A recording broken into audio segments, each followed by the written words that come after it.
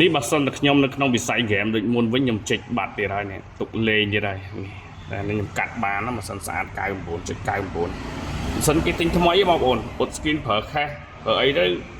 ដូចថ្មីហ្នឹងតែពេលយើងបកហើយណាហើយលំអិតជូនបងប្អូនមួយឲ្យមើលតែម្ដងថ្ងៃនេះលើកជូនជាមួយនឹង Red Magic 10 Pro ប្រភេទ Global បាទ CE ធុងសម្រាមបាទប្រអប់ស៊ីនធានាឲ្យណាបងប្អូនហើយម៉ាស៊ីននេះខ្ញុំអាចនិយាយបានថា99.99ហើយ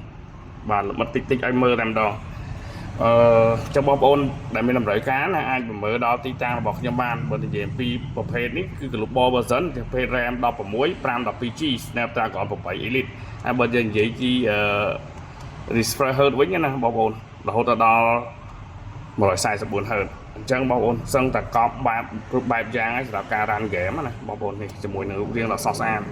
បាទខ្នងកញ្ចក់លយទៀតណាហើយជាមួយនឹងអេក្រង់ត្រង់ងាយស្រួលកាន់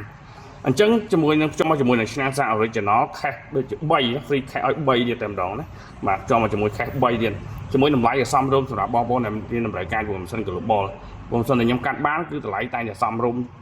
ជូនបងប្អូនទាំងអស់គ្នាណាបងប្អូនទិញពីខ្ញុំលុយខ្ញុំដូរស៊ីពីខ្ញុំបានបងប្អូននៅតាមបណ្ដាខេត្តខ្ញុំមានការធានាជូនផងដែរណាអរគុណច្រើនជម្រាបលា